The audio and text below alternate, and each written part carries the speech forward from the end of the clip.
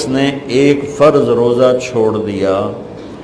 پھر قیامت تک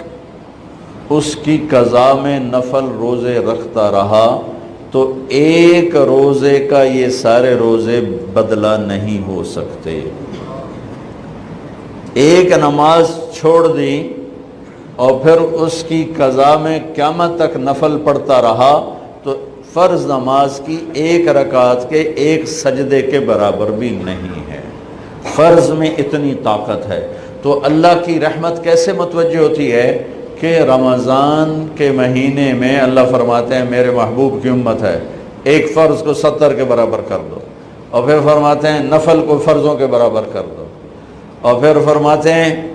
جو رات کو